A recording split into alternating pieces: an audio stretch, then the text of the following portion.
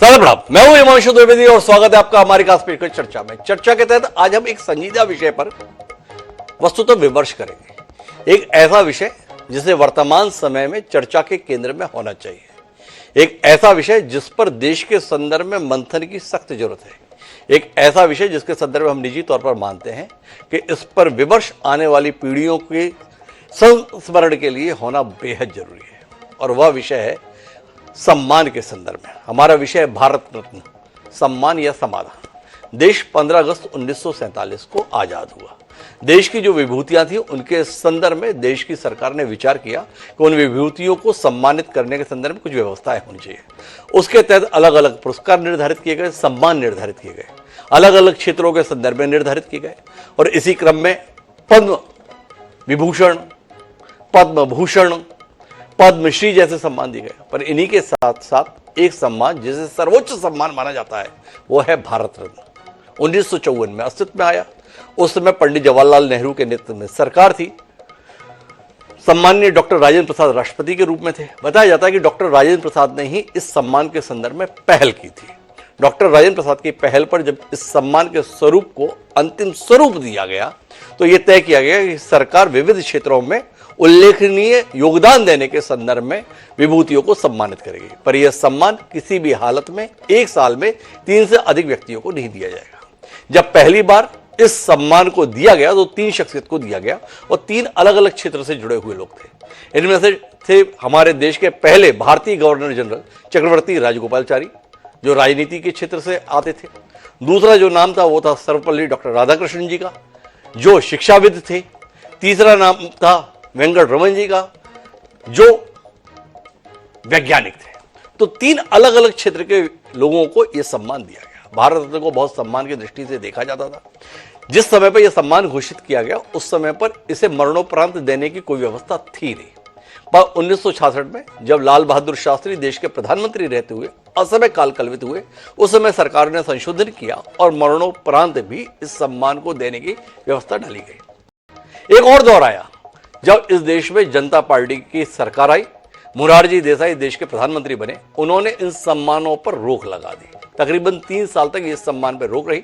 जब इंदिरा गांधी दोबारा प्रधानमंत्री बनी तब उन्होंने इस सम्मानों को वापस शुरू किया। पर बीच में फिर से रुकावट आई जब 1992 से लेकर 95 तक अदालती चक्करों के कारण से इन सम्मानों पर रोक लगाई गई। पर हमारा विषय आज क्यों है? हमारा विषय इस संदर्भ में इसलिए है कि अभी हाल ही में भारतीय जनता पार्टी के नेतृत्व वाली केंद्र सरकार ने अलग अलग समय पर 5 विभूतियों को भारत सम्मान से अलंकृत करने का निर्णय किया है। सबसे पहले यह सम्मान प्रख्यात राजनेता कर्पूरी ठाकुर जी को मरणोपरांत दिया गया। दूसरी घोषणा जो की गई वो घोषणा लालकृष्ण आडवाणी जी के संदर्भ में की गई, जो भारतीय जनता पार्टी के पितृपुरुष के तौर पर पहचाने जाते हैं। और अभी हाल ही में 3 और लोगों को यह सम्मान देने की घोषणा की गई, जिसमें पूर्व प्रधानमंत्री चौधरी चरण सिंह भी हैं। उसी के अंतर्गत पीवी नरसिम्हा राव को भी यह सम्मान देने की घोषणा की गई और महान कृषि के जानकार स्वामीनाथन जी को भी यह सम्मान देने की घोषणा मरणोपरांत की गई। तो सवाल इस बात का है कि आखिर इस सम्मानों के ऐलान की वजह क्या है?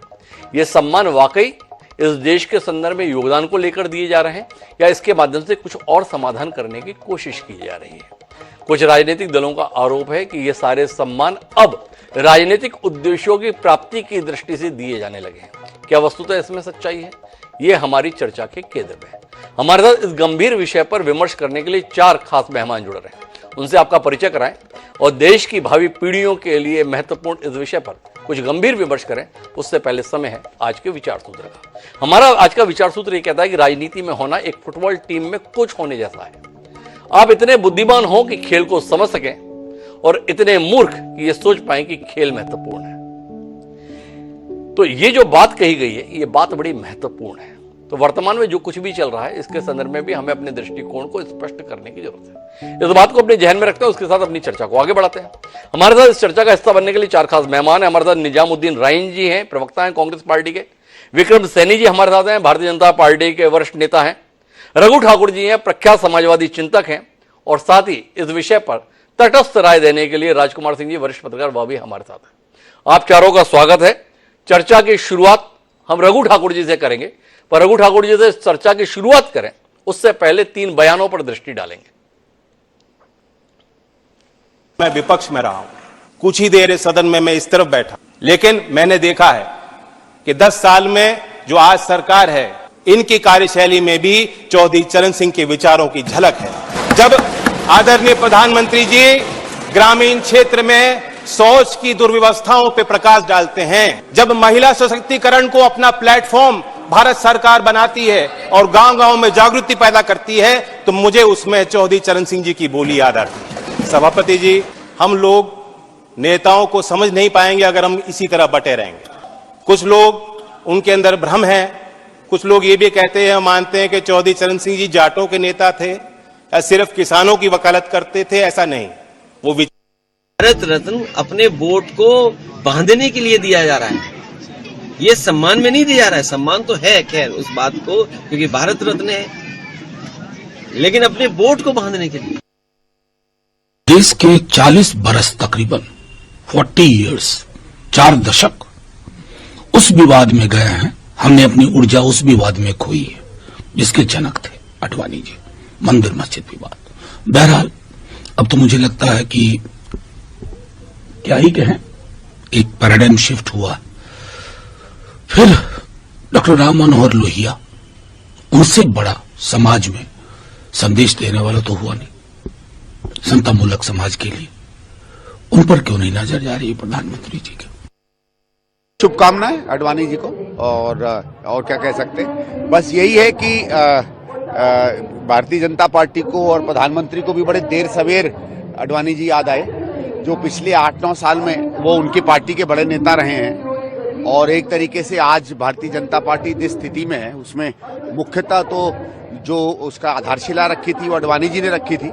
व्यक्तिगत रूप से कम हम लोग जो युवा हैं राजनीति में, उनको बचपन से देखा है जिस तरीके से भारतीय जनता पार्टी और इन लोगों ने उनके साथ व्यवहार किया था, वो बहुत अच्छा नहीं लगा उसका। लेकिन ठीक है, आज भारत रत्न मिला है तो उनको शुभकामनाएं।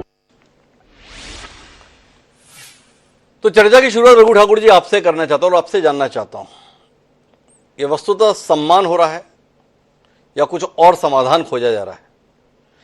और क्या किसी सरकार के लिए जिम्मेदारी का विषय नहीं होना चाहिए कि अतीत में अगर जिनको जो सम्मान मिलना चाहिए नहीं मिला, तो जो सरकार को जब मौका मिले वह उन्हें वो सम्मान प्रदान करे? ये दो किस्म के द्वंद्व हैं। चौधरी चरण सिंह जी को उनके निधन के तकरीबन 40 साल बाद सम्मानित किया जा रहा है, क्या कहते हैं आप? देखिए, जो सम्मान दिए गए हैं, इन सम्मानों को लेकर के जो एक साथ दिए गए, इससे कुछ एक नए प्रकार की बहस शुरू हुई है जी। मैं ऐसा मानता हूं कि जो भी भारत रत्न दिए गए हैं आज तक, उनमें से कुछ अपवाद छोड़ दें तो अधिकांश का आधार कहीं न कहीं राजनीतिक पार्टी का या राजनीतिक रिश्तों का तो रहा है। और सारे के सारे सम्मान कभी भी निष्पक्ष रहे, ऐसा मैं नहीं मानता हूं। अगर आप इस 54-55 की सूची देखेंगे जी, तो इस सूची में आपको अधिकांश प्रधानमंत्री बन जाएंगे, अधिकांश राष्ट्रपति बन जाएंगे, कभी उपराष्ट्रपति बन जाएंगे। तो ये जो सम्मान दिए गए हैं, सम्मान भी कोई बहुत एक आधार पर नहीं दिए गए हैं। अभी चूंकि सरकार ने लगातार एक के बाद एक 5 सम्मान दे दिए, इसलिए जरा भारत रत्न के बारे में बहुत हल्कापन सा आ गया है और एक बार देश में एक गंभीर चर्चा शुरू हुई है। मैं ऐसा मानता हूं कि मैं किसी को दी जाने नहीं जाने की आलोचना आज नहीं करना चाहता हूं, क्योंकि आलोचना के पक्ष का आधार तो सभी के लिए हो सकता है। कोई हमारे पक्ष का हो सकता है, कोई हमारे खिलाफ का हो सकता है। ये सभी मैं सुन रहा था, किसी ने डॉक्टर लोहिया के लिए कहा कि उनको नहीं मिला, और अब तो मैं कहना चाहूंगा सरकार से कि कृपा करके डॉक्टर लोहिया को बिल्कुल भारत रत्न मत देना आप, क्योंकि इस भीड़ में लोहिया को खोना हम नहीं चाहते हैं। बहरहाल मैं जो बात कह रहा था आपसे जी कि जो पुरस्कार दिए जाएं, इन पुरस्कारों को अब कुछ एक तार्किक तरीके में बांटना चाहिए जी। जैसे कुछ खिलाड़ियों को भी मिले हैं, कुछ संगीतकार को मिले हैं। मेरा कहना यह है कि भारत सरकार को चाहिए कि वो शिक्षा, खेल, संगीत, इन विषयों के लिए अलग अलग रत्न का घोषणा करे कि ये शिक्षा के रत्न हैं, ये खेल के रत्न हैं, ये संगीत के रत्न हैं। इन विषयों के अलग अलग पुरस्कार दिए जाएं, और जो भारत रत्न जिनको दिया जाए या जिनको दिया गया है अभी तक, इस पर एक बार देश में जनमत संग्रह होना चाहिए, और जिसके पक्ष में 50% से अधिक मतदान हो उससे ही भारत रत्न माना जाना चाहिए और बकाया को ससम्मान अन्य कोई पुरस्कार देके उनसे उनका सम्मान कर दिया जाना चाहिए। तो रघु ठाकुर जी जो एक वैश्विक लोग अलग हैं- किस्म का तर्क दे रहा है। उनका कहना है कि जनमत लिया जाना चाहिए सम्मान के संदर्भ में। इस देश का जनमत क्या उस विभूति को भारत रत्न के संदर्भ में देख रहा है, इस आधार पर अगर निर्धारण हो तो ज्यादा बेहतर होगा। पर मेरे साथ में इस समय विक्रम सैनी जी हैं, वो उस पार्टी का प्रतिनिधित्व कर रहे हैं जिसने 5 सम्मान लगातार पिछले 8-10 दिन में देने का फैसला किया है। उनके पास तार्किकता होगी इस फैसले के संदर्भ में, उनके पास वाकई जायज कारण भी होंगे जिसके चलते ये फैसले लिए गए। तो विक्रम जी, आपसे जानने की हमें बड़ी उत्कंठा है कि ये सम्मान 10 साल से जो सरकार है उसने इस मौके पर क्यों और किस आधार पर?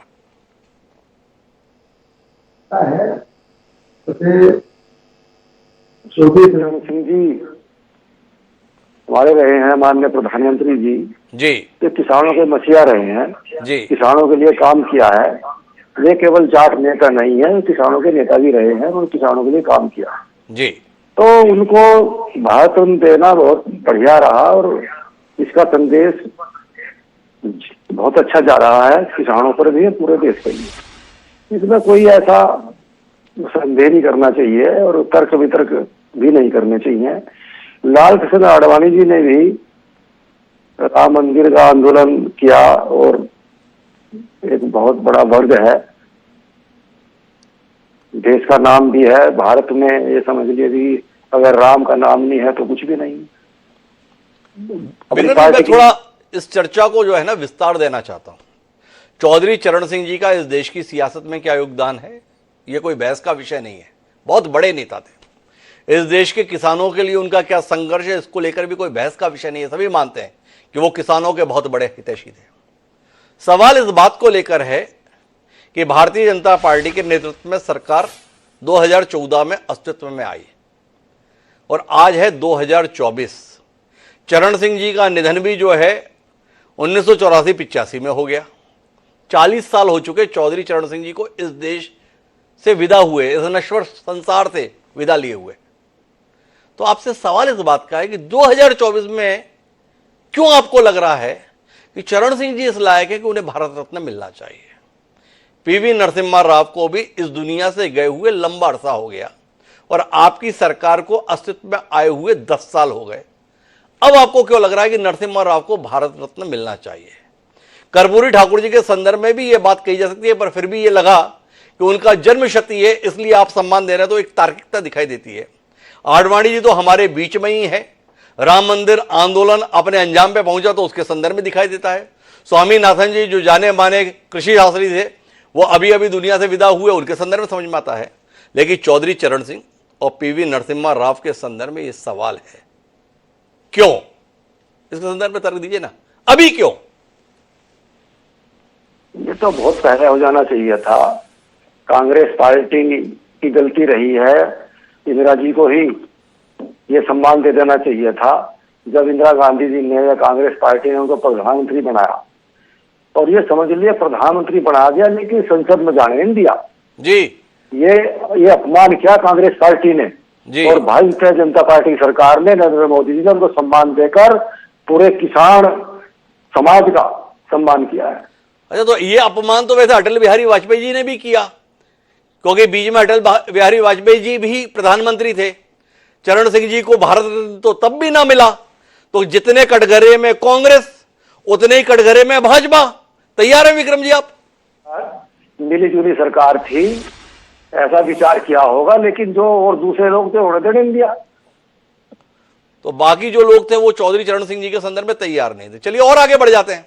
आपकी सरकार तो 2014 में अस्तित्व में आ गई थी ना। 2024 में जब आम चुनाव होने वाले हैं, इस समय पर चौधरी चरण सिंह को भारत रत्न, लोगों के जहन में आ रहा है कि चुनाव की दृष्टिकोण से भारत रत्न दिया जा रहा है। क्या विक्रम जी को इस संदर्भ में ऐसी आवाजें सुनाई देती हैं? ऐसा है, ये तो जब भी देते तभी विवाद होता जी। 2014 में देते तब भी यही तर्क दिए जाते कि भाई ये नरेंद्र मोदी जी क्यों दे रहे। तो ये तो बस यही करते रहेंगे, जो तो उसका काम है करना। जब भी विपक्ष का काम है करना, विक्रम सैनी जी ने सीधी बात कह दी। लेकिन ऐसे मामलों में कटघरे में आती है कांग्रेस। कांग्रेस के संदर्भ में शिकायत है कि उसने कभी भी अपने राजनेताओं से इतर दूसरों को सम्मान के लायक समझा नहीं। इस देश में जिसका जैसा भी योगदान हो, कांग्रेस को केवल अपना या जो उसके साथ सरकार में उन्हीं को सम्मान देना सूझा। क्या कहते हैं निजामुद्दीन जी? भारतीय जनता पार्टी के और नरेंद्र मोदी जी की इस बात के लिए सराहना करेंगे कि जो कांग्रेस के प्रखर नेता थे, जो कांग्रेस की सरकार का नेतृत्व किया करते थे, पीवी नरसिम्हा राव, उनको भी भारत रत्न जैसा सम्मान देने का फैसला इस सरकार ने किया।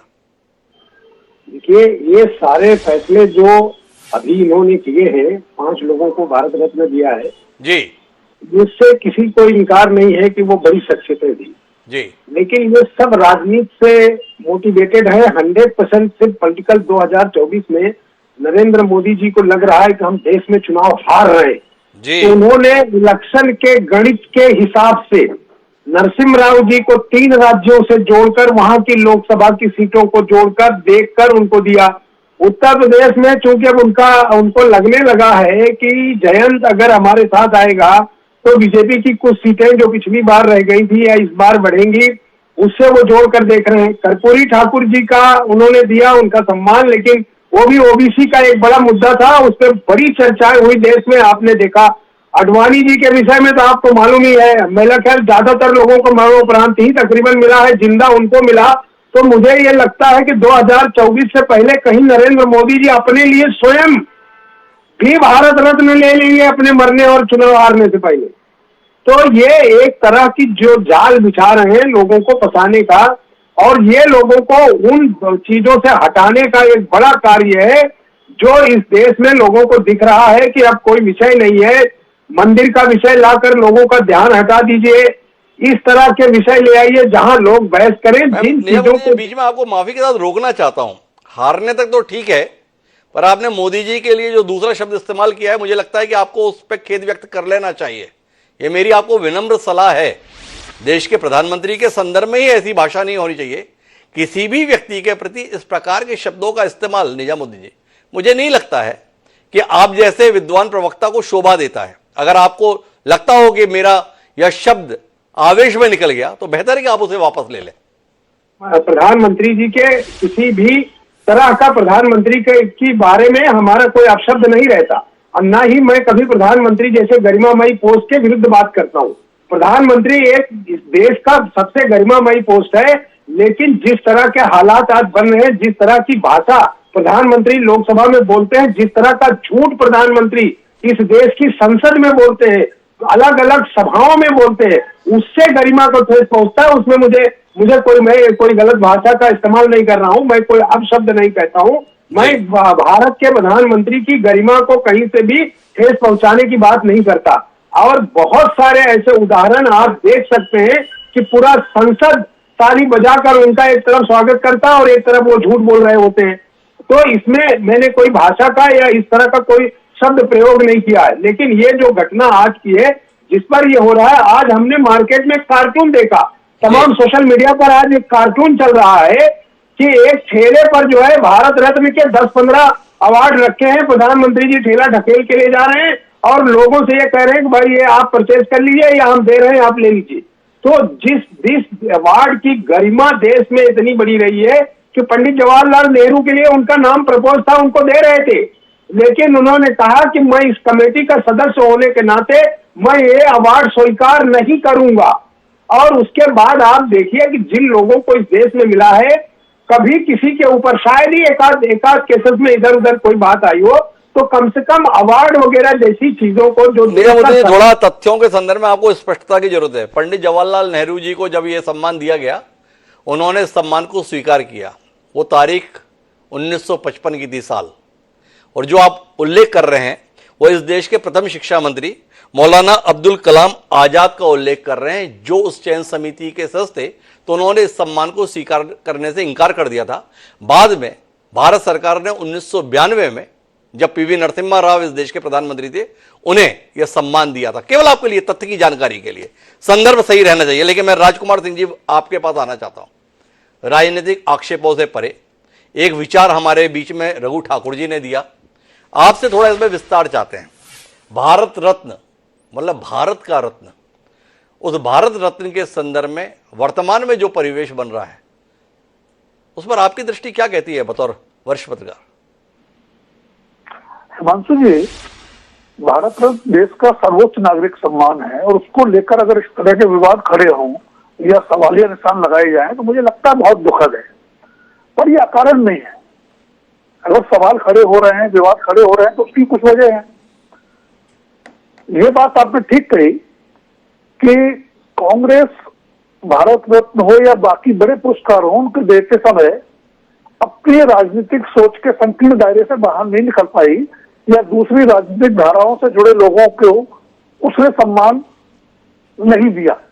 उस मामले में आप नरेंद्र मोदी की भाजपा सरकार की प्रशंसा कर सकते हैं कि उन्होंने उदारता दिखाई है, लेकिन ये उदारता चुनावी राजनीति के गणित से प्रेरित है, पूर्ण सदाशयता नहीं है, इसके पीछे चुनावी गणित है। अब विवादों का सवाल इसलिए खड़ा होता है कि आपने जैसे आंकड़े आपने भी बताए 1954 में शुरू हुआ जी, तो पहले 69 साल में 69 ईयर्स में जी कुल 49 भारत रत्न दिए गए और अब 17 दिन में 5 दे दिए गए, तो सवाल तो खड़ा होगा जी। और आपने खुद बताया कि एक साल में 3 से ज्यादा देने की परंपरा नहीं है जी, तो सवाल इसलिए खड़ा होता है। तीसरी बात, जिन लोगों को चुना लिया उसमें से ज्यादातर का शायद ही किसी को आपत्ति होगी, निश्चित रूप से वो देश की बड़ी विभूतियां हैं और भारत रत्न सम्मान के पात्र भी हैं, सुपात्र भी हैं। हालांकि एक नाम पर मेरी थोड़ी सी असहमति है, मैं बाद में चर्चा करूंगा जी। 17 दिनों में जिन 5 लोगों को दिए गए, कर्पूरी ठाकुर इस देश में सामाजिक न्याय के सबसे बड़े पुरोधा कहे जा सकते हैं जी, लेकिन उनके जन्म शती वर्ष के बहाने उनको दिया गया, पर उसकी परिणति हमने क्या देखी? जिस दिन उनको भारत रत्न दिया गया, देने की घोषणा हुई, उसके अगले दिन बिहार के मुख्यमंत्री नीतीश कुमार, जो 28 दलों के विपक्षी गठबंधन इंडिया के सूत्रधार भी थे, पाला बदलकर एनडीए में वापस लौट गए दूसरी बार। तो अगर उसके पीछे कहीं चुनावी गणित जोड़ा जाता है या तार ढूंढे जाते हैं तो गलत तो नहीं है। चौधरी चरण सिंह आपने जैसा बताया 1987 में जी 29 मई को उनका देहावसान हुआ। किसानों के बहुत बड़े नेता थे, देश के प्रधानमंत्री रहे और एक वैकल्पिक राजनीति या वैकल्पिक अर्थनीति के पैरोकार भी थे देश में, और इसीलिए वो अपोजिशन के बड़े राजनीतिक ध्रुव बन पाए, प्रधानमंत्री के पद तक पहुंचे। लेकिन उनको भारत रत्न देने की शुभ कब आती है? जब उत्तर प्रदेश में जयंत चौधरी जो उनके पोते हैं, उनकी पार्टी राष्ट्रीय लोकदल के साथ भाजपा के चुनावी गठबंधन की चर्चाएं शुरू हो जाती है। तो अगर ऐसे माहौल में फैसला होगा, सवाल तो उठेंगे। अब आते हैं स्वामीनाथन जी पर। स्वामीनाथन जी, इसमें कोई दो राय नहीं, को बहुत पहले मिल जाना चाहिए था और उनको उनके जीवन काल में मिल जाता तो शायद और बेहतर होता। इस देश में हरित क्रांति के वो जनक रहे। जब देश में भुखमरी का आलम था, देश अनाज के उत्पादन में आत्मनिर्भर नहीं था, तब उन्होंने वो रास्ता दिखाया। लेकिन अब दिया गया है तो कुछ लोगों का ऐसा मानना है, मैं उससे पूरी तरह सहमत नहीं भी हो सकता हूं, कि तमिलनाडु में जहां से लोकसभा के 39 सांसद चुने जाते हैं और भाजपा का एकमात्र मित्र दल अन्ना द्रमुक जी सनातन धर्म के मुद्दे पर साथ छोड़ गया है। तो तमिलनाडु में अपने पैरों तले राजनीतिक जमीन थोड़ी मिल जाए, स्वामीनाथन जी को भारत रत्न देने के बहाने ऐसी सोच रही होगी।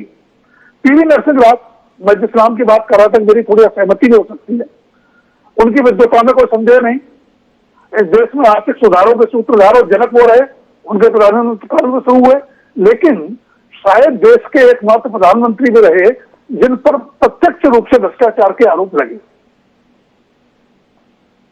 तो उनको भारत रत्न दिया जाना इस दृष्टि से तो बेहतर है कि कांग्रेस नहीं दे पाई। कांग्रेस के प्रधानमंत्री थे, कांग्रेस कटघरे में खड़ा होती है कि अपने नेताओं में भेदभाव किया, लेकिन शायद उसके पीछे भी गणना यह है कि आंध्र प्रदेश जब से 25 लोकसभा के सांसद चुने जाते हैं और बीजेपी का अभी तक खाता नहीं खुला है, वहां कोई जोड़ीदार भी उनके साथ नहीं है, न टीडीपी से अभी तक अलायंस हुआ है, न जगनमोहन रेड्डी की वाईएसआरसीपी से हुआ है, तो वहां भी एक राजनीतिक जमीन मिल जाए या गठबंधन का रास्ता आगे के लिए प्रशस्त हो जाए, ऐसी गणना रही होगी। तो जब आप इस जो गुणा भाग के साथ देश के सर्वोच्च नागरिक सम्मान के संदर्भ में फैसला लेते हैं या ऐसे समय लेते हैं जब इस तरह के गुणाभाग को लेकर सवाल किए जा सके, तो कहीं ना कहीं विवाद भी होगा, सवाल भी उठेंगे और इस स्थिति से बचने के लिए कोई एक सुस्पष्ट नीति बनाने की जरूरत है।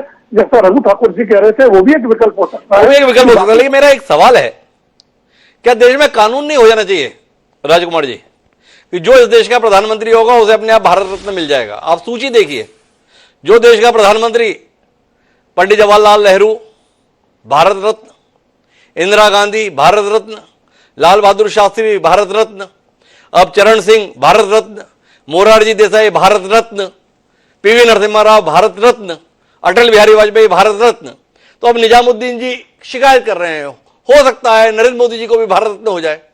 तो कांग्रेस जिस परंपरा का निर्वहन करती आई, तो क्या यह नियम ही ना हो जाए कि जो देश का प्रधानमंत्री वो भारत रत्न साथ में हो ही जाए, इतना मशक्कत ही ना रहे? क्या कहते हैं आप इस पर? नहीं, लेकिन वो लाल कृष्ण आडवाणी जी को कैसे मिलेगा? उनके साथ अन्याय हो जाता है ना अगर ऐसा कानून होता तो। जी दूसरी बात, अभी कांग्रेस प्रवक्ता कह रहे थे कि ये सारे विवाद अब क्यों हुए हैं। भाई, सचिन तेंदुलकर को भारत रत्न किसे दिया?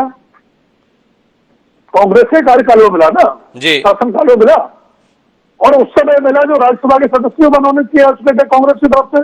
जी, तो देश के सर्वोच्च नागरिक सम्मान का राजनीतिकरण ऐसा नहीं कि नरेंद्र मोदी के सरकार के कार्यकाल में हुआ है, ये बहुत पहले जाता है।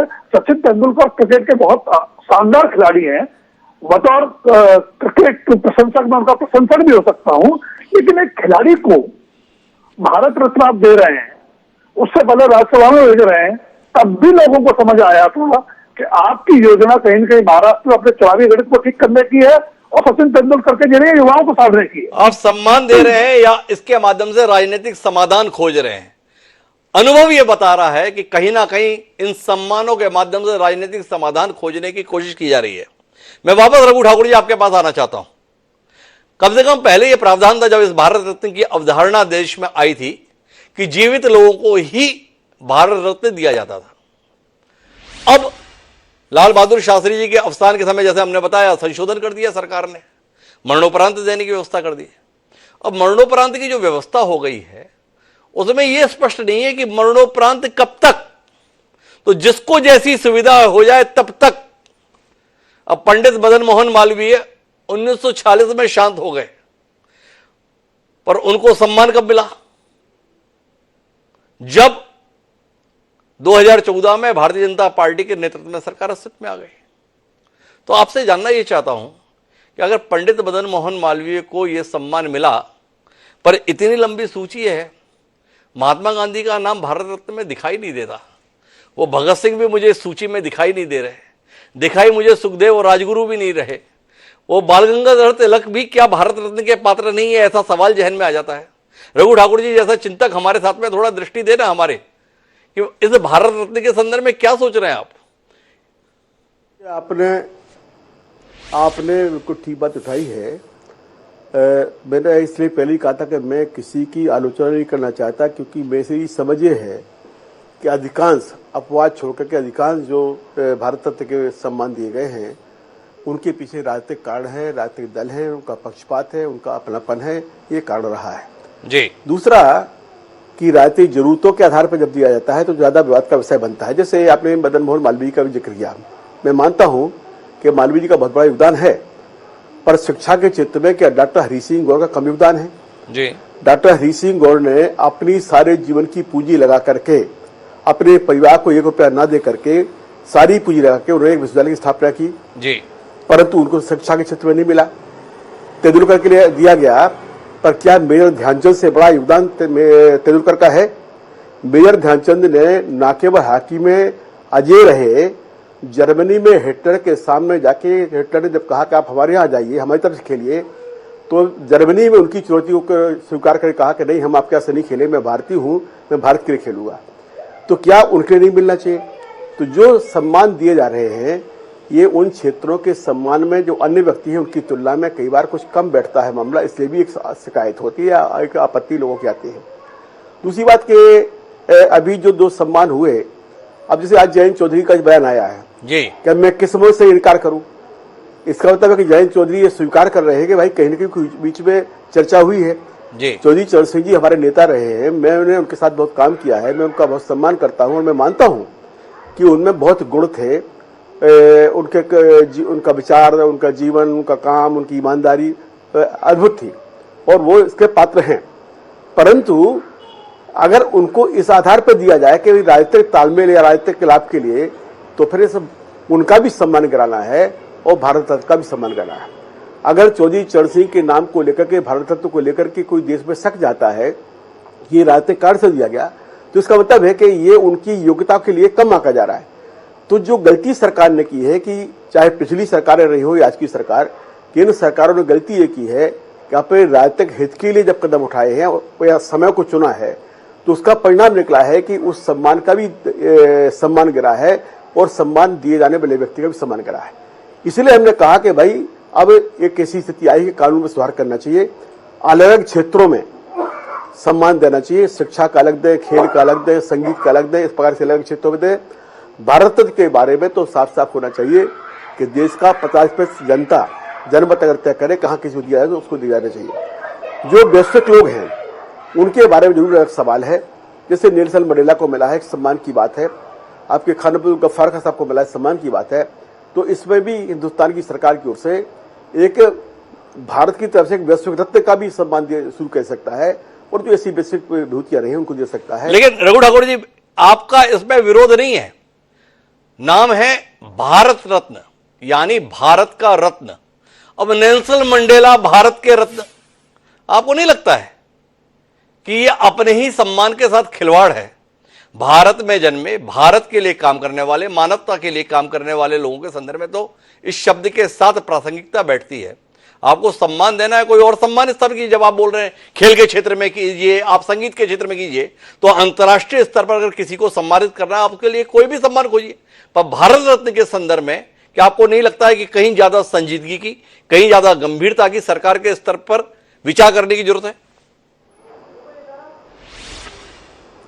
नहीं, बिल्कुल। मैंने पर जो कहा है वो आपने सुना नहीं मनसुख भाई, मैंने कहा कि इनकी लिए विश्व रत्न अलग होना चाहिए जी। मैंने ये शब्द कहा है कि विश्व रत्न एक अलग पुरस्कार हो कि दुनिया की ऐसी जो विभूतियां हैं उनके लिए आप चाहें तो विश्व रत्न दे दें, तो विश्व रत्न दे दें। रघु ठाकुर जी का कहना है। मैं वापस विक्रम सैनी जी आपके पास आना चाहता हूं और आपसे हमारी बड़ी उम्मीद है विक्रम सैनी जी इस चर्चा के अंतर्गत। उम्मीद इसलिए है कि इस समय देश के प्रधानमंत्री नरेंद्र मोदी जी के साथ में जैसा जनसमर्थन है वैसा जनसमर्थन पिछले 3 दशक में किसी और राजनेता के साथ दिखाई नहीं दिया है। नरेंद्र मोदी जी लगातार ये आश्वस्त भी करते आ रहे हैं कि जो कुछ चला रहा है मैं उसे बदलूंगा और देश हित, राष्ट्र प्रथम, ये मेरा संकल्प है। तो अब आपसे यह सवाल उठता है कि क्या स्वयं आपका मन भी नहीं मानता है कि भारत रत्न जैसे सम्मान का सम्मान सुरक्षित रहे, इसके लिए नए सिरे से विचार करने की जरूरत है? अब इस तरीके से अगर सिलसिला चल निकला भारत रत्न के संदर्भ में फैसला लेने का, पीवी नरसिम्हा राव जी ने फैसला लिया था, राजीव गांधी को जब भारत रत्न दिया, साथ में सरदार वल्लभ भाई पटेल जी को भी दिया।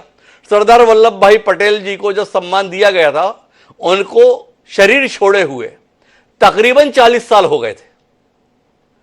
1950 में सरदार वल्लभ भाई पटेल इस दुनिया को छोड़ गए थे, पर उन्हें सम्मान दे रही है सरकार 1991 में।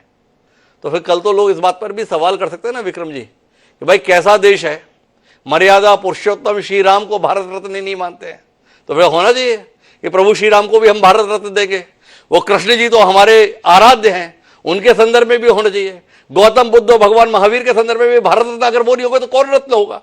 तो क्या आपको नहीं लगता विक्रम सैनी जी अब समय आ गया है कि भारत रत्न के संदर्भ में सरकार कुछ संजीदा हो और इसे सियासी दृष्टिकोण से नहीं बल्कि देश के सम्मान की दृष्टि से देखा जाए, ऐसे कोई कदम उठाए जाए। और जब नरेंद्र मोदी देश के प्रधानमंत्री हो तो हमारी उम्मीद अगर ये बन जाती है तो क्या गलत बन जाती है? ठीक है, देखो भगवान राम तो भगवान है, वे तो पूरी दुनिया उनको भगवान मानती है, तो भारत रत्न नहीं, वो तो पूरी दुनिया के रत्न है और पूरी दुनिया को संवारने वाले हैं, पूरी दुनिया को आशीर्वाद देने वाले हैं। और यह है कि मेरा मानना यह है कि जीते जी भारत रत्न दे देना चाहिए, जिसको भी देना हो। मरने के बाद क्या फायदा? जी। तो जो सुविधाएं मिलती हैं सम्मान उसे पता चले ना उस व्यक्ति को कि भाई मुझे भारत रत्न दिया गया है, उसका वो लाभ तो उठा ले, उसका आनंद तो ले ले कम से कम। उसका लाभ उन व्यक्तियों का, इन विभूतियों का लाभ पूरा देश उठा लेगा, पूरी दुनिया उठाएगी कि भारत रत्न है भाई, अच्छा आदमी है। जैसे आडवाणी जी को है दिया और ठीक दिया, तेजस्वी सिंह जी को पहले दे देना चाहिए था। तो ये है, अब आपकी बात ठीक है। तो विक्रम सैनी जी भी मान रहे हैं कि हाँ, भारत रत्न के संदर्भ में एक नए सिरे से व्यवस्था बनने की जरूरत तो है, पर हम मोदी जी से जो उम्मीद कर लीजिए, तो निजामुद्दीन जी बहुत नाराज हो रहे थे। निजामुद्दीन जी आप थोड़ा आत्मग्लानि के भाव में हैं कि गलती हमने ही ऐसी शुरू कर दी जिसका विस्तार हो रहा है। निजामुद्दीन जी नहीं, इसमें गलती का कोई विषय नहीं है। अगर कोई इस काबिल है तो उसे देने में कोई हर्ज नहीं है। ये बहस इसलिए छिड़ गई क्योंकि एक साथ 5 लोगों को देना और सब राजनीतिक फायदे के लिए देना हुआ। जितने लोगों को दिया गया उनके ऊपर कोई विरोध नहीं है। देश में किसी का इस बात का विरोध नहीं है कि चरण सिंह जी को क्यों दिया गया या आडवाणी जी को क्यों दिया गया या जिसको भी। कुछ लोग होते हैं जो विरोध करते हैं, लेकिन किस समय दिया जा रहा है, उसका राजनीतिक लाभ क्या लेने वाले हैं, वो सब देखकर जो बातें हो रही उस पर लोगों को बुलानी है। तो हमने भी तो आपसे सवाल किया ना कि भाई सरदार वल्लभ भाई पटेल को 1991 में कांग्रेस की सरकार ने सम्मान देने का फैसला क्यों किया था, थोड़ा रोशनी दीजिए ना। देखिए, जब जो है किसी को भारत रत्न देने का भी, इससे पहले सुनिए उनका आया था सचिन तेंदुलकर जी का, तो आपने देखा होगा तो वो विषय बहुत दिन तक कला खेल के मैदान में नहीं दे रहे थे। उसके बाद उसका प्रावधान किया गया और उसके अलावा उन्होंने शायद उनकी संसद सदस्यता के लिए कहा था। तो संसद सदस्यता में जो मेंबर्स को राष्ट्रपति नॉमिनेट करते हैं उसमें कॉलम है कि वो कोई क्रिकेटर या खेल के मैदान से आएगा या फिल्म इंडस्ट्री से आएगा या जर्नलिज्म से आएगा।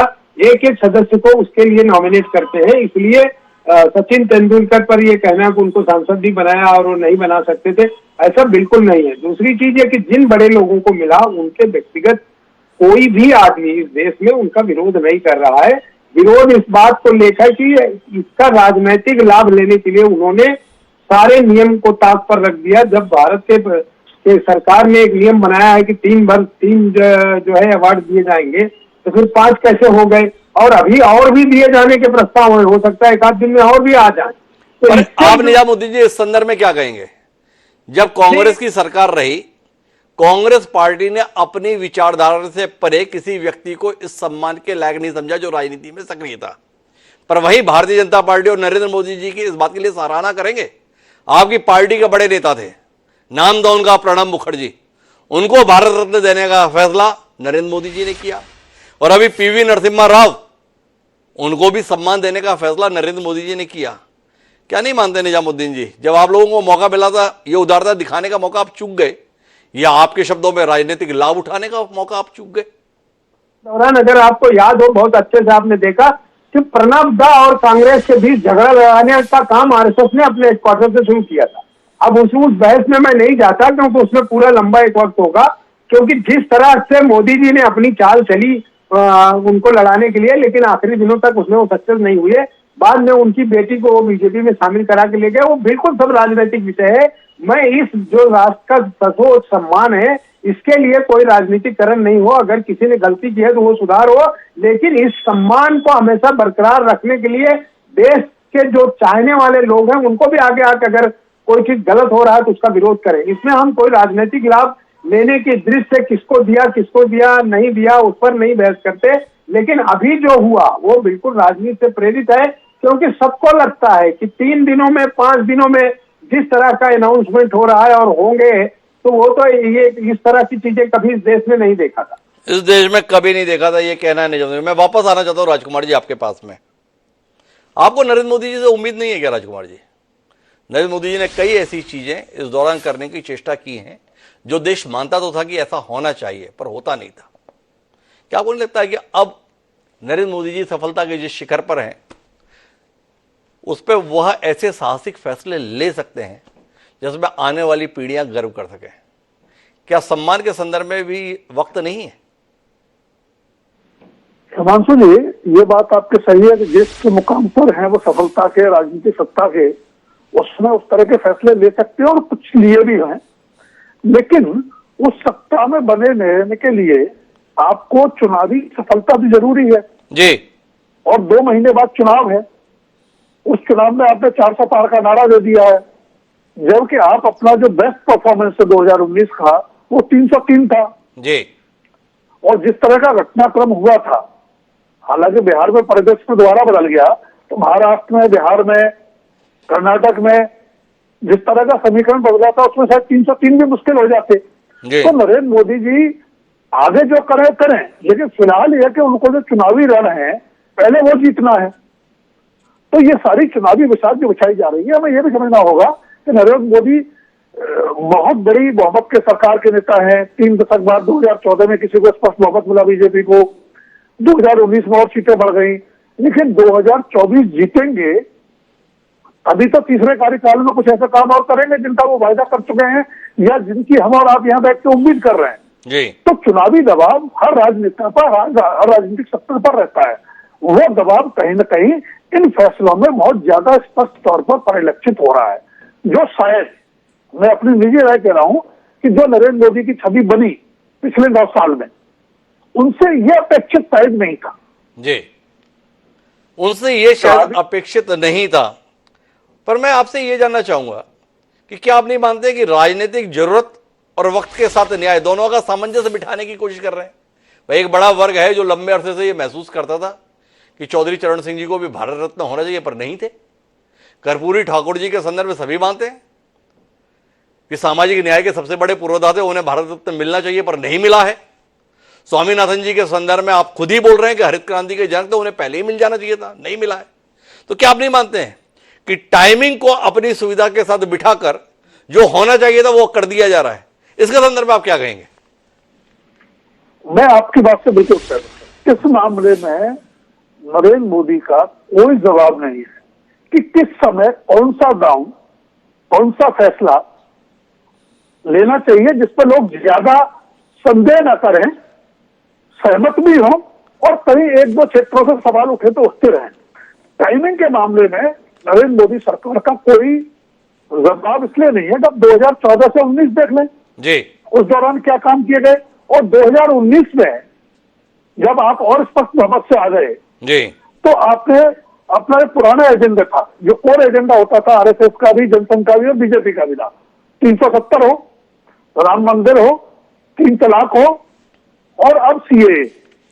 तो इस मामले टाइमिंग हम वही कह रहे हैं कि हमारा अपना नजरिया थोड़ा अलग रहता है, लेकिन नरेंद्र मोदी के ऊपर देश की अपेक्षाओं के साथ साथ राजनीतिक जरूरतों का दबाव भी रहता है और उसके बीच संतुलन बिठाते हुए वो जो फैसला लेते हैं।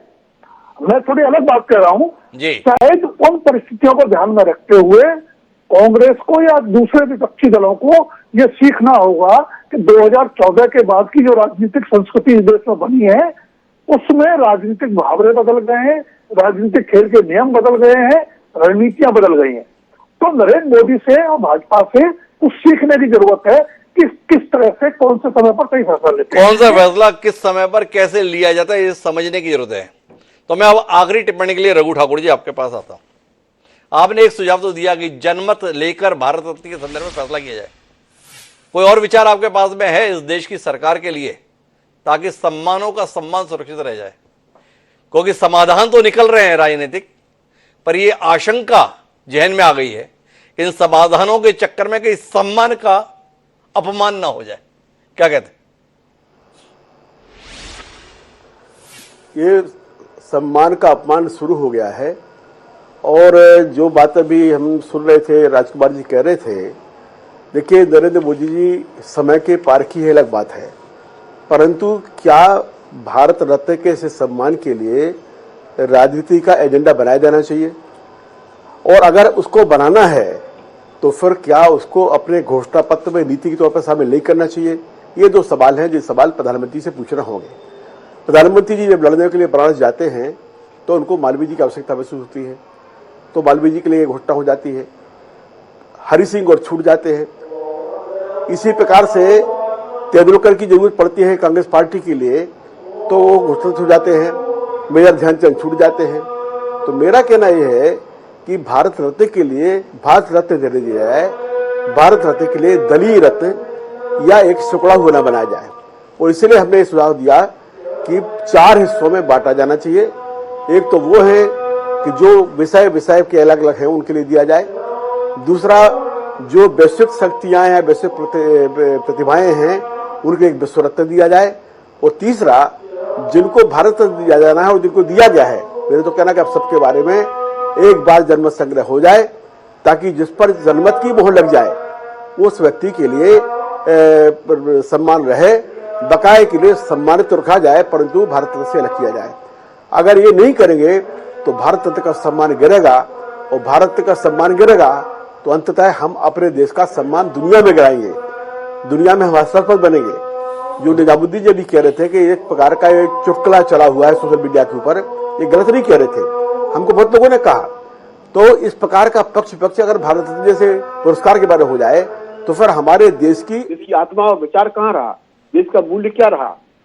और एक बात और मैं कहूँ कि जो सुझाव, जो चर्चा पहले आपने कही थी कि नियम में बनाया गया था कि जीवित काल में ही दिया जाना चाहिए, मेरी राय में इसको बदल देना चाहिए।